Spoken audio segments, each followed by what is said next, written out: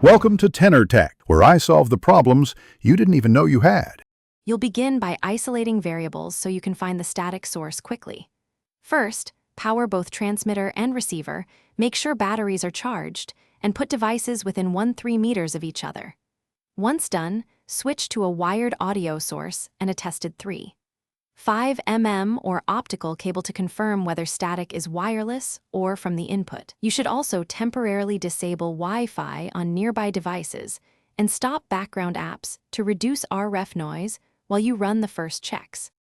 Now you'll focus on configuration and physical connections. These are common culprits. Start by switching Bluetooth codecs and sample rates to see if a different setting clears artifacts. Then, reposition the transmitter and receiver vertically. Antenna orientation matters, and add distance from sources of interference. Once done, check all cables and adapters. Cheap or bent connectors often introduce static, so replace or swap them with known good parts. Make sure plugs are fully seated, and, if possible, add a ferrite bead to noisy cables to attenuate high-frequency interference. You're almost finished. Finalize by verifying the fix across devices. Test the transmitter with a second receiver or pair different headphones to confirm whether the problem follows the transmitter or the original receiver.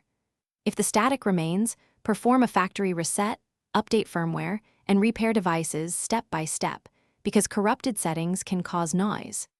If none of this works, try ground isolation or a powered USB isolator for USB-powered transmitters. If problems persist, contact the manufacturer.